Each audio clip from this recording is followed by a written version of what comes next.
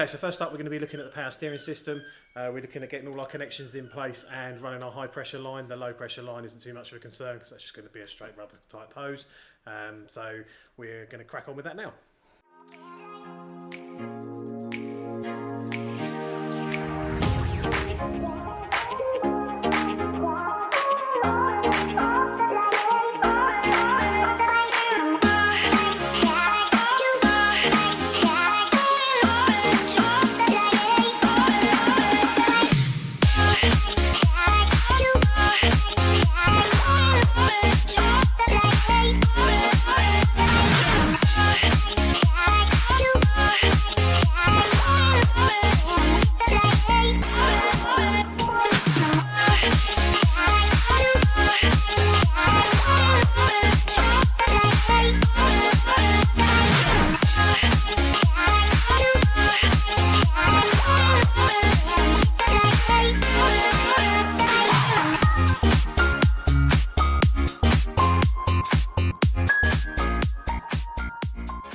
Okay, so one of the issues we've hit, well the only issue really we've hit, is that when we previously measured up for this power steering line, which obviously isn't going to sit like this, we'll have P clips in position when we final fit. But what we have decided is we want to run it around the front now, whereas before we were going to run it around the back in a dip in the sump pan and around the back of the subframe. But that doesn't work out so well now. So what we'll do is we'll shorten this line down, because as you can see here, although we do want a bit of a curve here, we'll maybe have something on the chassis leg to secure it, and then come down along the front of the subframe here and around to the rack in the background you can see there. But yeah, we'll have to take a few inches out of that, otherwise we're pretty happy with that. What you're looking at here is the Skyline top UJ mated to a older BMW UJ, which then mounts up quite nicely to the purple tag rack. There is a little bit of trimming that needs to be done here and there, and a little bit of reinforcement, but we're happy with the movement and it clears around everything we need it to. We just need to trim the internals slightly so the rotation is nice and free, but other than that we're pretty happy with the setup there. Okay, so what we have here is the final piece of the puzzle for the power steering system. So we've had Ben at Hack Engineering has come through for us with these custom engineered tie rods, drop pins, and also using Milway Motorsport rose joints. So these things are absolutely fantastic. This will obviously take care of any bump steer issues we may encounter, and as you can see, one's slightly longer than the other because the steering rack is offset. Eventually we'll get these zinc plated. These are just in place for the moment for trial fitment purposes.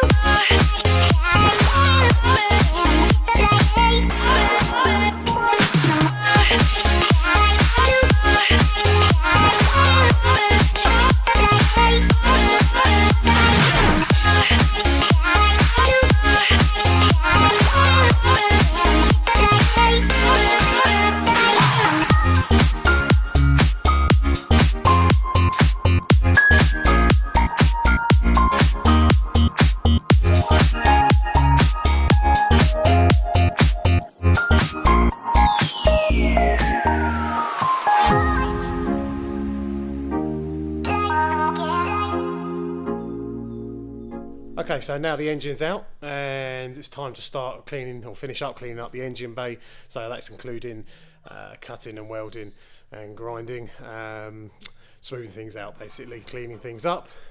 The steering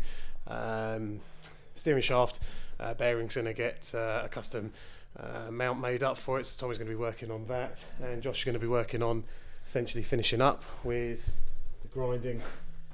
Well, also going to be some welding, like I was saying, some grinding to get rid of some of the unnecessary holes. I'm also going to finish up this side and get the rest of the box shuttering welded in here. And down here you can see the steering shaft, and the bearing's going to be located somewhere around here. So onto that.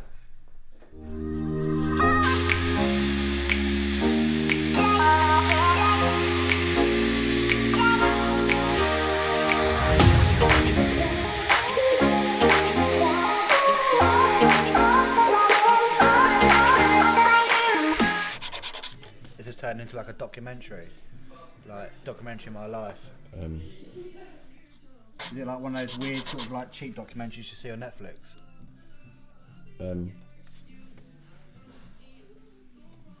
There's a joke here somewhere, I just can't find it. Story of my life.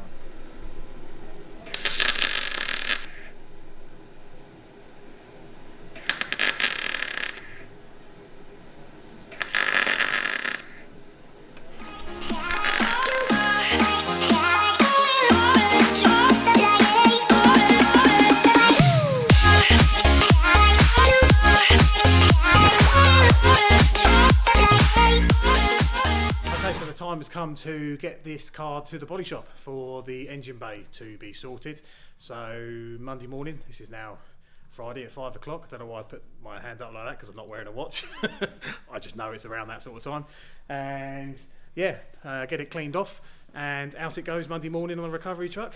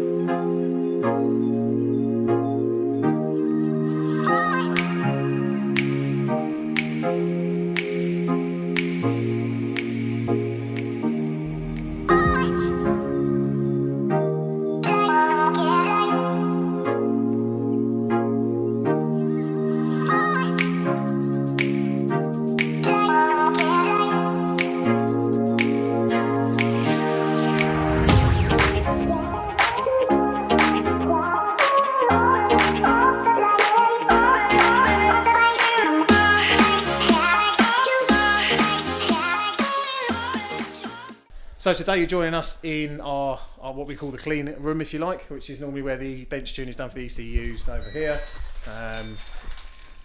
But it's also a good place to do assembly. But at the moment we're overloaded with tyres for a couple of customers, well, in our own cars as well. So yeah, there's quite a lot of tyres. We just have to put them out somewhere for the moment. The guys are currently working on getting the exhaust manifolds on. Josh is just doing that. As you can see, they are now ceramic coated.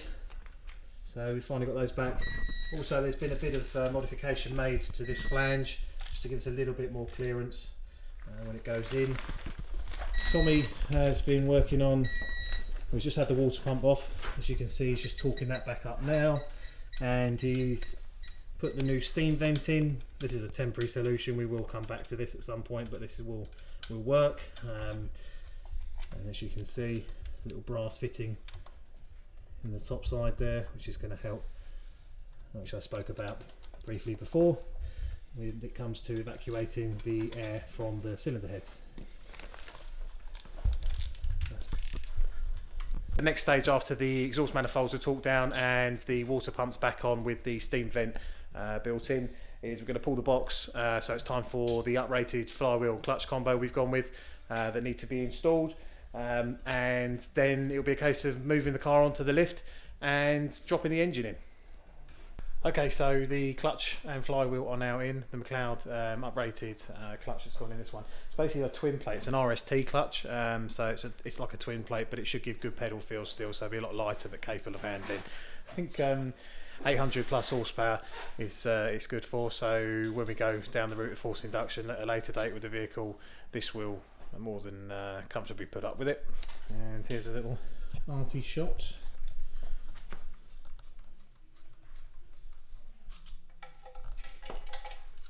You see the aftermarket flywheel, and then I don't know if I can show you guys this.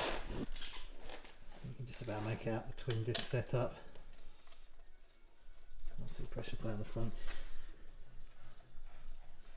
And the reason there's such a light pedal feel is basically because they use quite small clutches, but because of the twin plate, obviously it takes up the slack. But yeah, it should have a reasonably good pedal feel, and that's what we're hoping for. So it's very drivable still. And Tommy is just currently working on the clutch system.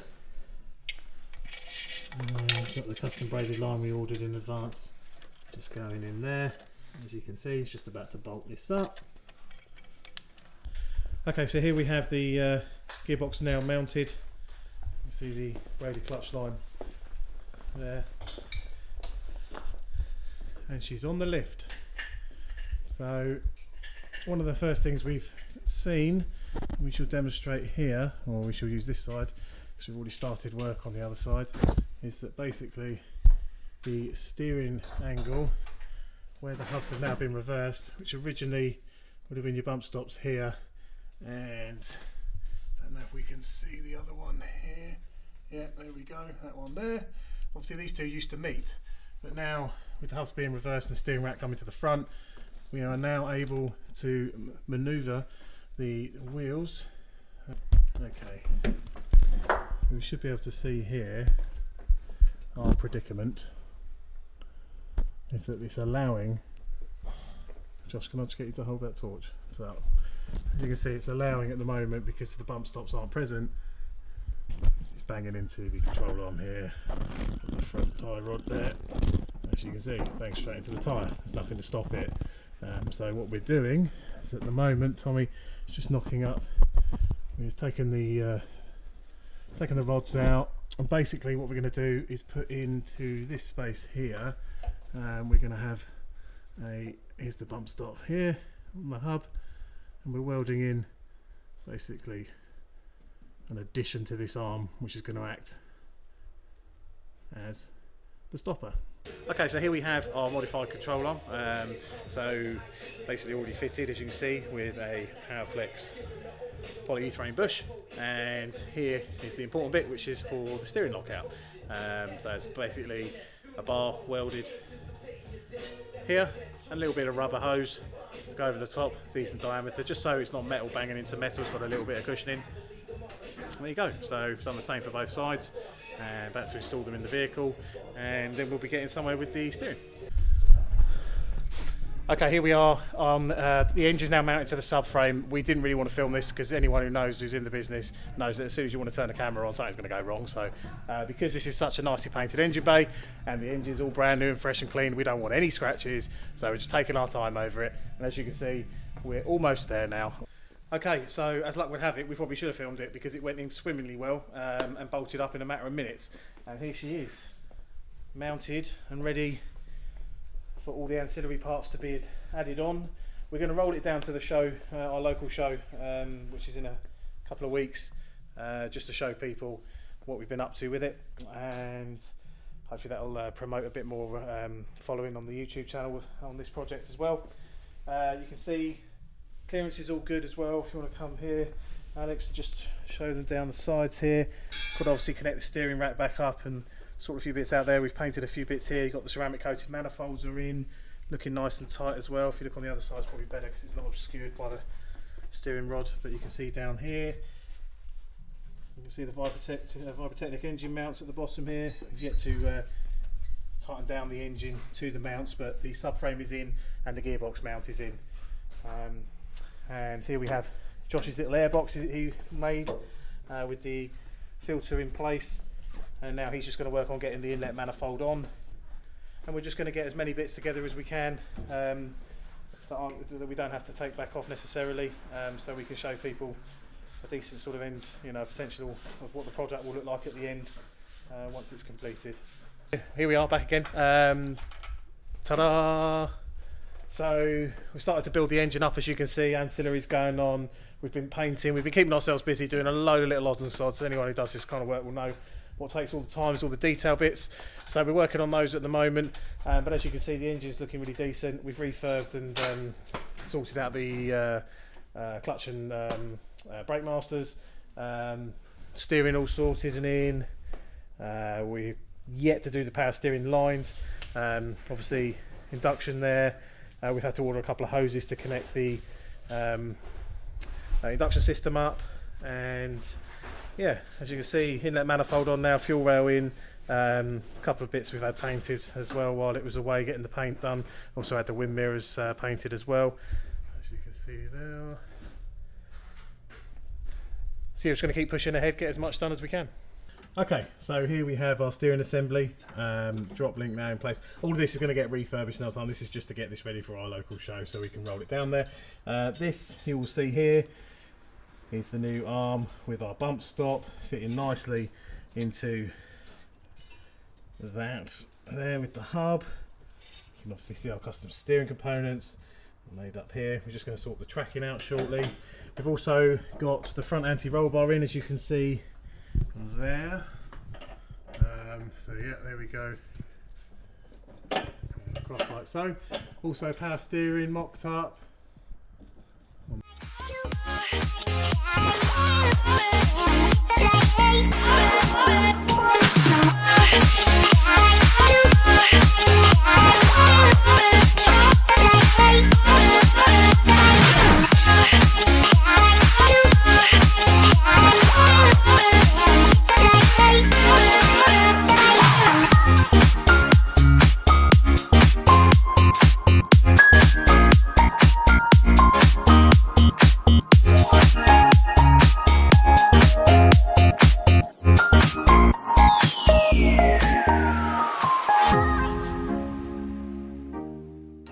We hope you enjoyed that, guys. Please leave us a comment below. We do really appreciate everybody's feedback. It will help us decide what gets put on the channel and what doesn't, ultimately what people want to see more of. Please also leave us a like. I like it a lot. Share with your friends. Please be my friend. And subscribe to our channel. Don't forget, if you want to know about any future uploads, you can hit the bell button to be notified. Thanks for watching.